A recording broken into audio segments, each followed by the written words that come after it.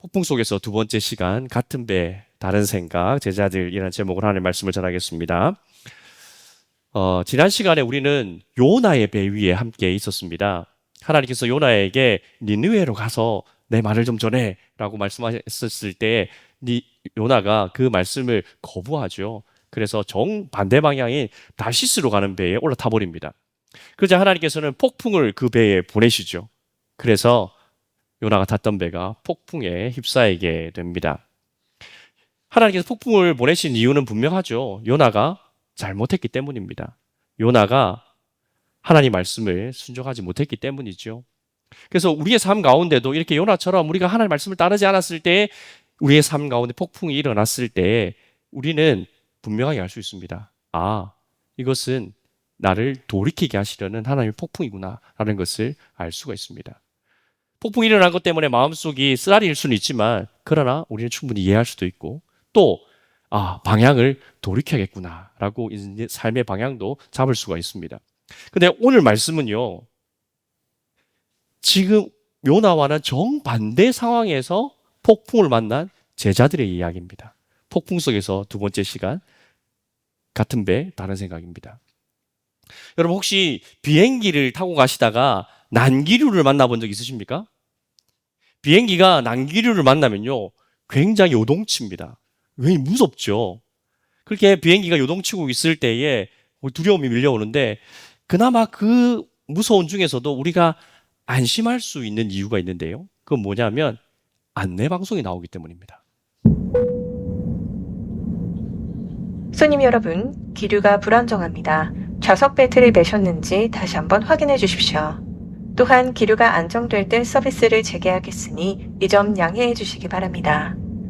Ladies and gentlemen, due to turbulence, please make sure that your seatbelt is securely fastened. We will continue to serve you after the turbulence. 승무원 착석하십시오. 이렇게 난기류에 휩싸일 때라도 이렇게 안내방송이 나오면 조종석에서 이 상황을 파악하고 있구나 라는 생각을 할 수 있기 때문에 그나마 안심이 됩니다. 근데 여러분, 만약에 이렇게 비행기가 난기류에 요동치고 있는데도 어떤 안내방송도 들리지 않는다고 생각해 보십시오. 1분이 지나고 2분이 지나고 5분이 지나도 어떤 안내도 나오지 않습니다. 그럼 성역들의 마음이 어떻겠습니까? 안 그래도 비행기가 고맙습니다. 안 그래도 비행기가 흔들려가지고 불안한데, 거기다가 뭐 안내도 없으니까 이거 뭐 조종석에서 뭐 이렇게 다른 일이 일어난 거 아니야? 우리가 모르는 더 큰 일이 일어난 거 아니야? 라고 승객들의 마음이 더 불안할 수밖에 없겠죠. 그러니까 안내 방송이 있고 없고의 차이가 승객들의 마음을 완전히 바꿔놓을 수 있습니다. 오늘 제자들이 바로 그 자리에 있었습니다. 예수님께서 건너가자 하셨고, 그래서 제자들이 그 말씀에 순종해서 예수님과 배에 올랐습니다. 그리고 큰 광풍이 밀려왔습니다. 그런데 그 폭풍 한가운데에 안내방송이 안 들리는 거예요. 순종했는데 폭풍이 밀려왔고, 폭풍 속에서 부르짖고 있는데 예수님은 주무시고 계십니다. 이 상황이 낯설지 않다면 오늘 말씀은 여러분을 위한 것입니다. 첫 번째 대지, 순종의 배에도 폭풍은 온다입니다. 35절 말씀해 보면 우리가 저편으로 건너가자라고 예수님 말씀하셨고, 제자들은 그 말씀에 순종해서 예수님과 함께 배에 오릅니다. 요나와는 출발이 완전히 다르죠. 요나는 하나님의 말씀을 거부하고 완전히 반대 방향으로 갔잖아요. 하지만 제자들은 예수님의 말씀을 따라서 그대로 갔습니다. 그런데 그 순종에서 탄 배 위에 광풍이 몰아닥친 것입니다. 여러분도 우리가 순종한다고 해서 인생의 폭풍이 우리를 비켜가지 않는다는 거, 그거 아시죠? 모르십니까? 순종한다고 해도요, 인생의 폭풍은 몰아닥칠 수가 있습니다. 기도하고 결정한 일인데도 꼬이기도 하고요, 말씀대로 살려고 이렇게 무척 애를 쓰는데 오히려 손해를 보는 경험들 여러분들 해보셨을 것입니다. 그런데 문제는 그 다음인데요, 순종한 이후에 폭풍이 오면 우리 마음속에 이런 생각이 올라오기 시작합니다. 아니, 순종했는데 왜 이렇게 더 힘든 거야? 그때 내가 순종하지 말았어야 됐나? 그리고 이 질문의 항상 끝에는 어떤 질문이 우리를 기다리고 있냐면, 순종할 필요 있겠나? 여러분, 이것이 우리의 마음이 무너지는 지점입니다. 불순종의 폭풍은요, 오히려 신앙적으로는 간단합니다. 이거는 분명하거든요. 돌이키면 됩니다. 회개하면 됩니다. 그러라고 하나님께 폭풍을 보내셨기 때문이죠. 그런데 순종 뒤에 찾아오는 폭풍은 훨씬 더 우리의 깊은 곳을 만집니다. 하나님은 나를 사랑하시는 거 맞아? 하나님 정말 나한테 관심이 있으신 거 맞을까? 이런 생각이 올라오게 됩니다. 불순종의 폭풍은 우리의 행동을 흔드는 것이라면 이 순종의 폭풍은요, 우리의 믿음의 뿌리 자체를 흔들 수 있다는 것입니다. 사탄은 우리가 순종했던 바로 그 자리에서 일어난 그 폭풍을 통하여서 어떻게 해서든지 우리가 그 믿음에서 넘어지도록 만들고 싶어 합니다. 그리고 순종하는 것 자체를 후회하도록 만들어 버립니다. 그래서 불에 한번 내어본 사람이 그 다음에 불을 보면 더 겁이 나는 것처럼 순종했는데 폭풍을 만나본 사람들은요, 그 다음에 순종할 차례가 오잖아요? 더 두려운 거예요. 사탄은 바로 그런 점을 노리는 겁니다. 그래서 지금 있는 이 폭풍으로 한 번 우리를 쓰러뜨리는 것이 아니라 한 번뿐만 아니라 그 뒤로 이어지는 그 순종의 자리로 우리를 나가지 못하도록 사탄이 이 폭풍을 이용할 때가 있습니다. 그래서 우리는 우리 인생에 불어닥치는 이 폭풍들의 종류를 좀 구별할 수가 있어야 합니다. 요나가 당한 폭풍이나 제자들이 당한 폭풍이나 겉으로 보기는 똑같습니다. 둘 다 거세고요. 둘 다 배를 깨뜨릴 만큼 위협적이었고요. 둘 다 사람을 두렵게 할 만큼 강력했습니다. 그런데 방향이 달라요. 요나의 폭풍은 돌아오라는 폭풍입니다. 잘못된 방향으로 가고 있기 때문에 멈춰 서우시는 하나님의 제동이었어요. 브레이크였습니다. 그런데 제자들에게 몰아닥친 폭풍은요, 이겨내라는 폭풍입니다. 왜? 방향이 맞거든요. 방향은 맞기 때문에 극복해야 하는 폭풍으로 우리에게 보여주시는 것입니다. 성경에서 이런 패턴을 많이 발견할 수가 있습니다. 요셉이 보디발 아내의 유혹을 물리치잖아요. 그래서 그가 상을 받습니까? 아니요. 감옥에 갑니다. 사도행전 16장에서 보면 바울 사도에게 마게도냐 사람이 나타나서 환상을 보여줍니다. 건너와서 도우라. 그래서 바울은 즉각적으로 순종해서 마게도냐로 건너가서 첫 번째 도성인 빌립보에 이르게 되죠. 거기서 물론 복음도 전하긴 하지만 거기서 바울은 어떻게 됩니까? 네, 얻어 터지고요. 감옥에 갇히기도 합니다. 순종했는데 폭풍이 밀어닥친 거죠. 요셉도 바울 사도도 또 오늘 제자들도 분명히 순종했는데 폭풍이 찾아온 것입니다. 의를 행하였는데 감옥에 갇혔고, 하나님이 보내셔서 갔는데 매를 맞았고, 예수님의 말씀대로 배를 탔는데 생명의 위기가 찾아온 것이죠. 그런데 여러분, 이 순종의 폭풍은요, 목적이 없는 고통은 아니라는 것입니다. 베드로전서 2장 20절은 이렇게 우리에게 말씀합니다. 그러나 선을 행함으로 고난을 받고 참으면 이는 하나님 앞에 아름다우니라. 선을 행하다가 고난을 받을 수 있습니다. 그러나 그 받고 참는 것이 하나님 앞에는 참 아름답다라고 말씀하고 있습니다. 그래서 우리가 순종하는 가운데에서 겪게 되는 여러 가지 고난들은요, 하나님께서 우리의 믿음을 빚어가시는 과정인 줄 믿으시기 바랍니다. 여러분, 그거 다 믿으시죠? 맞습니다. 진리입니다. 그런데 우리는 이 진리를 알고 있고 이 진리를 믿고 있는데, 근데 실제로 우리가 폭풍의 한가운데에 들어서면요, 그때는 이야기가 달라집니다. 폭풍 한가운데에 서 있으면요, 이게 징계인지 아니면 훈련인지 책망인지 연단인지 예수님께서 보고 계신지 보고 계시지 않는지 이게 분간이 잘 안 됩니다. 파도의 높이도 같고요, 두려움의 크기도 같습니다. 바로 그 순간에 우리에게 드는 생각들 중에 우리가 무엇을 선택하는가, 나에게 그 상황 가운데 올라오는 여러 가지 생각들 중에서 내가 무엇을 선택하는가가 이 폭풍을 견뎌내느냐 아니면 무너져 버리냐를 결정합니다. 오늘 본문에서 제자들은요, 이 결정적인 순간에 가장 치명적인 선택을 해버립니다. 두 번째 대지, 폭풍보다 위험한 것입니다. 37절 말씀입니다. 큰 광풍이 일어나며 물결이 배에 부딪혀 들어와 배에 가득하게 되었더라. 성도 여러분, 인생의 폭풍보다 더 괴로운 것, 더 힘든 것이 무엇이라고 생각하십니까? 그래서 내가 죽으라고 노를 젓고 어떻게든 그 폭풍 속에서 살아보려고 무진장 애를 쓰고 있는데, 그 순간에 주님께서 아무것도 하지 않으시는 것 같은, 주님께서 침묵하고 계시다고 생각될 때, 그때 아닙니까? 오늘 본문을 보십시오. 제자들을 몰아치는 바람과 들이닥치는 그 물을 막아내기 위하여서 사투를 벌이고 있습니다. 근데 예수님 지금 뭐하고 계십니까? 고물에서 베개까지 대고 주무시고 계십니다. 그 주님이 모든 풍랑을 다스릴 수 있는 분이잖아요. 이 모든 상황을 해결하실 수 있는 분이신데 아무것도 하지 아니하시고 그냥 잠들어 계십니다. 이렇게 상상을 해보면요, 제가 이렇게 그 썸네일을 만들면서 이렇게 만들어 볼게요. 이렇게 물이 들이치고 하는데 예수님께서 분명히 물이 튀었을 텐데 그래도 주무신다고? 그렇게 이렇게 배가 지금 부서지기 직전인데도 평온하게 주무신다고? 이게 좀 당혹스러웠습니다. 그리고 우리의 마음속에 더 당혹스럽게 하는 것은 우리 어떤 인생의 위기를 만나고 폭풍을 만났을 때에 예수님께서 즉각적으로 일어나셔서 어떤 조치를 취해 주셔야만 한다고 우리는 생각할 때가 많습니다. 하지만 그날 주님은요, 잠잠하셨습니다. 이때 제자들의 마음을 파고드는 생각이 하나 있었습니다. 무엇이냐면, 예수님은 우리를 돌보지 않으시는구나. 38절 말씀입니다. 제자들이 깨우며 이르되 선생님이여 우리가 죽게 된 것을 돌보지 아니하시나이까? 우리가 죽게 된 것을 돌보지 아니하시나이까? 돌보지 아니하신다는 뜻이죠. 여러분의 삶은 어떻습니까? 기도하면서 사업을 시작했는데 상황이 점점 어려지기도 하고요. 말씀대로 순종하며 살려고 진짜 그렇게 애를 쓰는데 왜 그렇게 문제들이 많이 생기고 어려움들이 자꾸 발생하는지요. 그리고 그런 어려움들이 찾아올 때에 오늘 이 제자들이 외치는 것처럼 예수님은 내가 죽게 된 것을 돌아보지 아니하시나이까? 이런 절규를 하지 않습니까? 예수님, 지금 제 상황을 보고는 계신 거예요. 제 삶이 이렇게 무너지고 있는데 예수님 지금 왜 그렇게 침묵하고 계십니까?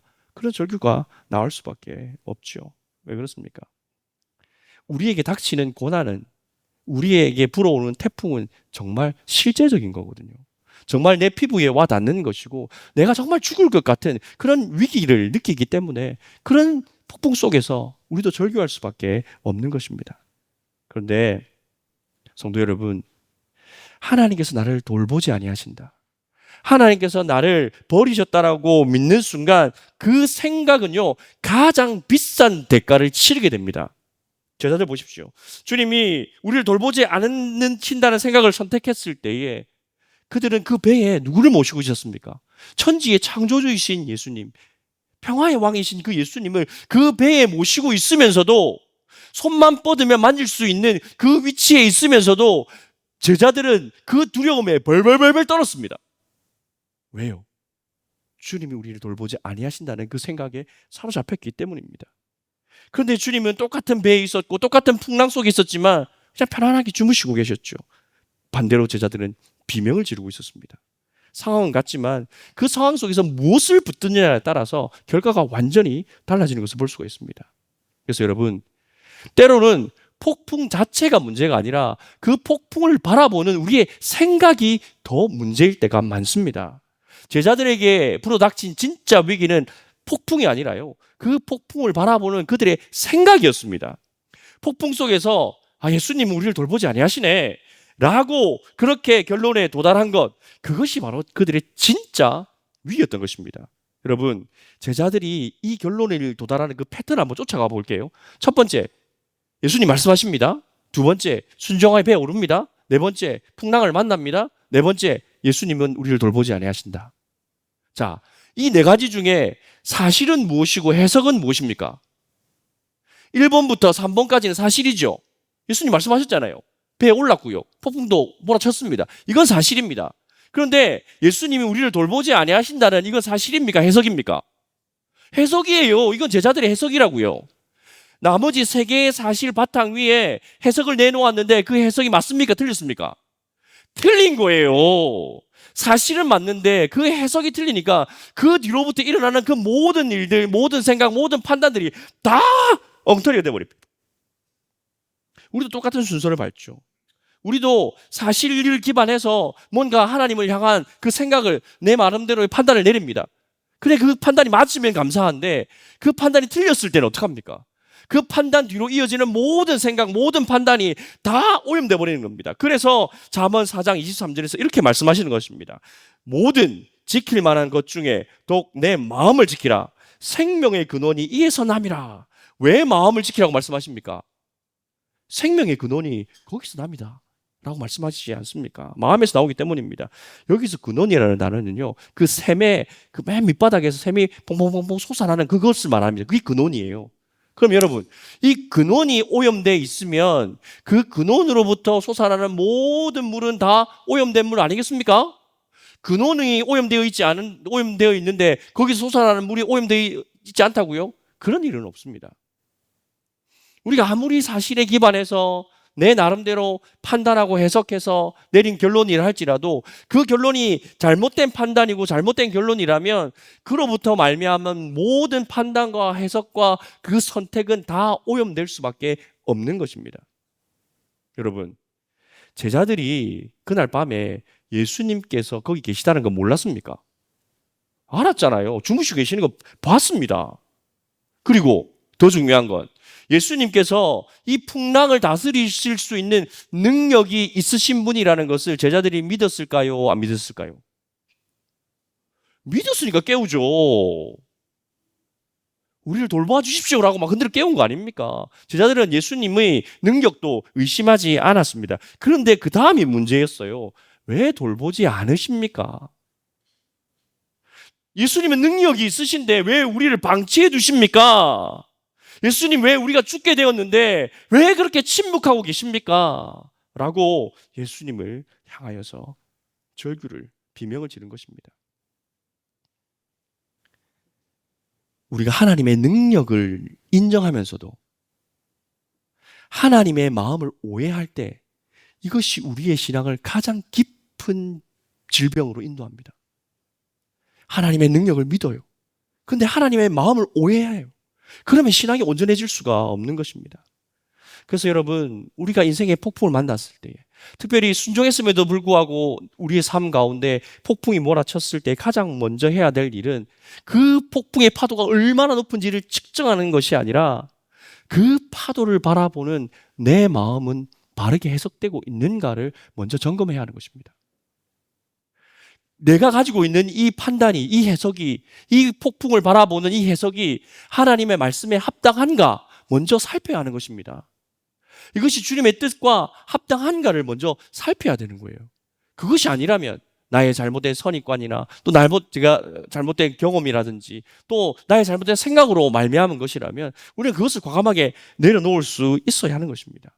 그래서 우리가 인생의 폭풍을 만났을 때에 우리가 이 질문을 던질 수 있는가 없는가가 바로 내가 이 폭풍을 믿음으로 견디며 이겨낼 수 있는가? 아니면 그 폭풍 속에서 두려움으로 떠내려가는가를 결정하는 것입니다. 그러면 이 폭풍 속에서 우리가 가져야 할 바른 생각은 무엇일까요? 세 번째 대지입니다. 건너가자는 약속입니다. 39절 말씀입니다. 우리 같이 한번 읽어볼까요? 시작. 예수께서 깨어 바람을 꾸짖으시며 바다더러 이르시되 잠잠하라 고요하라 하시니 바람이 그치고 아주 잔잔하여지더라. 제자들이 예수님을 깨우자 예수님이 일어나셔서 바람과 바다를 잠잠하게 재우십니다. 폭풍을 예수님이 제압하신 거예요. 말씀으로 확 제압하셨습니다. 그리고 바다와 바람은 예수님의 그 말씀에 즉각적으로 순종했습니다. 근데 예수님께서 이 폭풍을 잠잠하게 하신 이후에 돌아서서 제자들에게 이렇게 말씀하십니다. 40절 말씀입니다. 어찌하여 이렇게 무서워하느냐? 너희가 어찌 믿음이 없느냐? 라고 꾸중하십니다. 예수님이 지금 무엇을 책망하고 무엇을 꾸중하고 계십니까? 파도를 보고 벌벌벌벌 떨었던, 무서워했던 그 두려움에 대해서 꾸짖고 있습니까? 아닙니다. 예수님이 지금 꾸짖고 있는 것은 제자들의 그 잘못된 생각입니다. 돌보지 않으신다는 판단, 그래서 우리가 죽게 되었다라는 결론, 그 생각이 바로 믿음 없음입니다. 잘못된 판단과 그 판단으로 말미암아 잘못된 결론, 그것이 우리에게, 제자들에게 믿음 없음으로 주님께서 꾸중하고 계시는 것입니다. 왜 믿음 없다고 말씀하셨는지를 우리가 보기 위해서는 35절로 다시 돌아가 봐야 됩니다. 35절에서 예수님 분명히 말씀하시거든요. 우리가 저편으로 건너가자. 건너가 볼래? 우리 건너갈 수 있을까? 건너가고 싶은데. 이렇게 하신 게 아니잖아요. 저편으로 건너가자라고 하셨습니다. 여러분, 이 말씀 속에는 무엇이 전제되어 있습니까? 도착이 전제되어 있는 거예요. 예수님이 가자라고 하셨기 때문에 그 배는 가게 되어 있습니다. 예수님의 말씀 가운데 예수님의 말씀을 반드시 성취되기 때문에 예수님께서 저편으로 가자 하셨으면 저편에 도착하는 것입니다.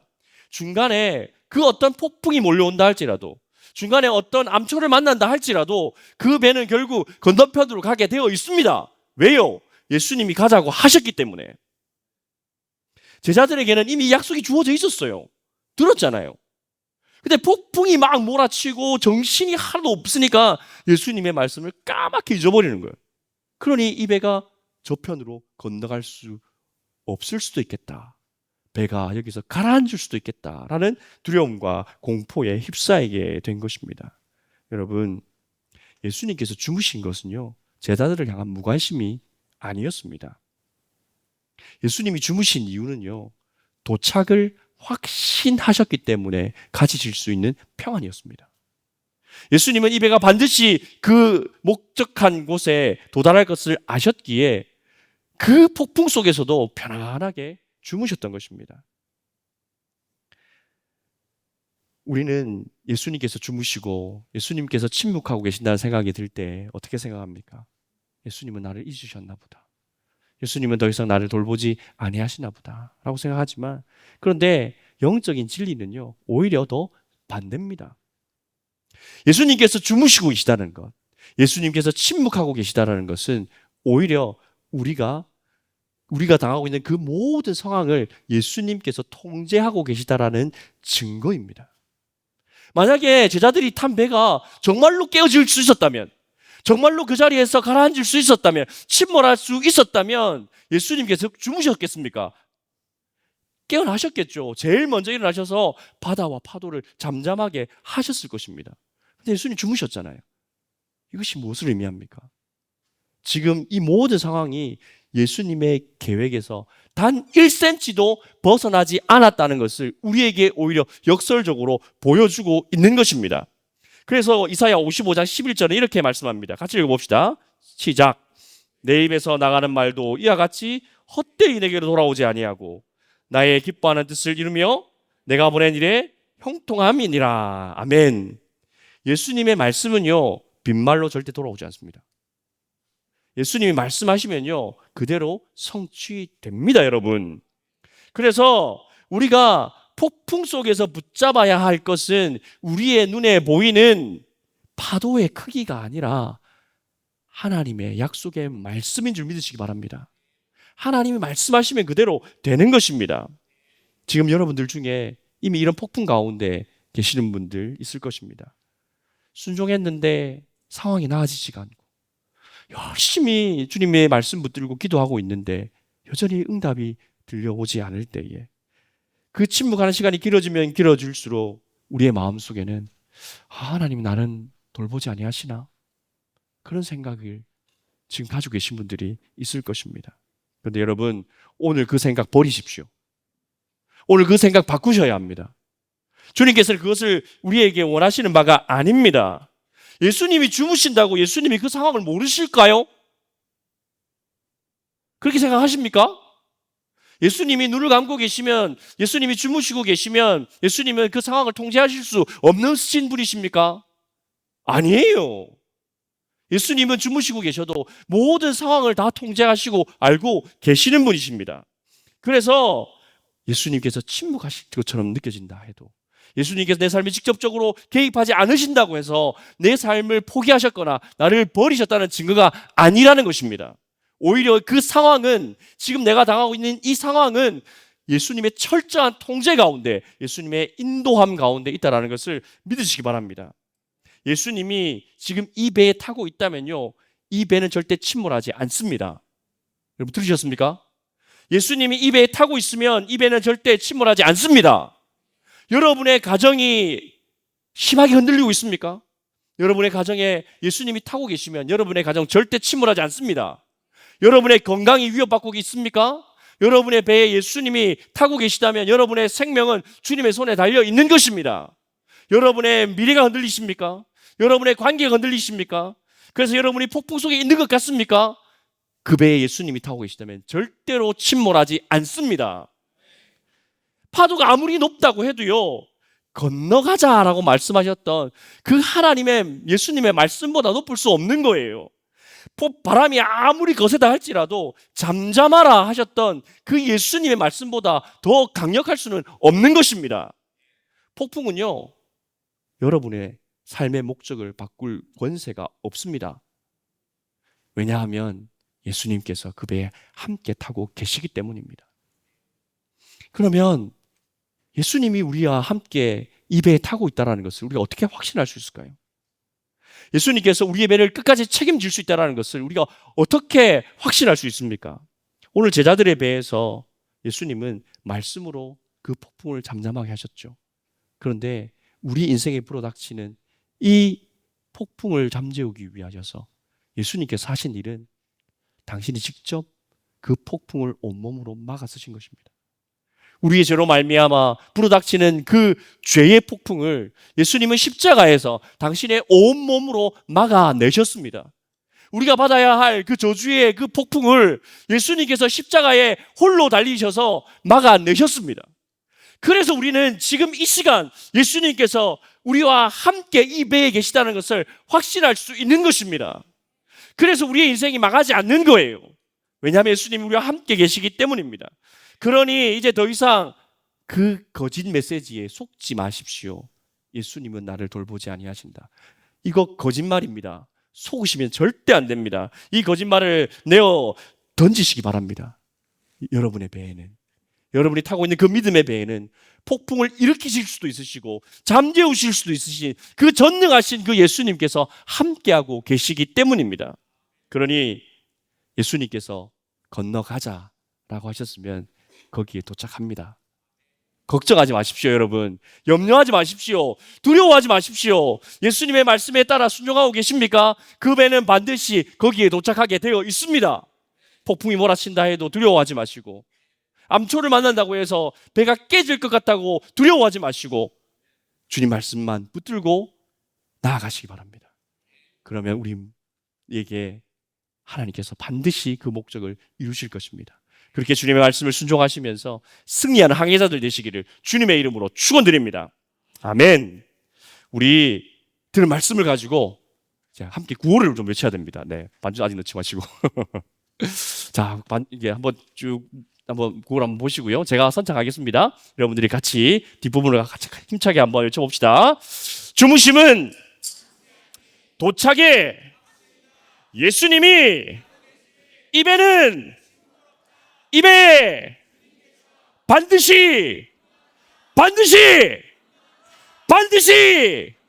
반드시 건너가게 하시 우리 주님께 감사의 박수, 영광의 박수 올려드립시다. 할렐루야. 하나님 감사합니다. 우리에게 약속하신 주님, 우리를 건너가게 하실 줄 믿습니다. 아멘. 주님, 우리가 폭풍 속에서 돌보지 않으신다는 그 거짓된 생각에 사로잡혀 있었음을 주님 고백합니다. 순종해서 그렇게 쫓아갔지만 찾아온 그 폭풍 앞에서 때로는 우리가 주님의 마음을 오해했었습니다. 이제 그 잘못된 생각을 주님 내려놓겠습니다. 주님께서 주무시는 것은 나를 향한 무관심이 아니라 오히려 나를 더 돌보시는 주님의 주권이었음을 이제는 믿습니다. 건너가자 하신 주님의 말씀만 붙들겠습니다. 나의 배에 함께 타고 계신 주님, 우리 교회에 함께 타고 계신 주님, 폭풍 넘어 약속의 목적지까지 우리를 인도하여 주실 줄 믿습니다. 우리에게 믿음을 더하여 주시옵소서. 예수님의 이름으로 기도하옵나이다. 아멘.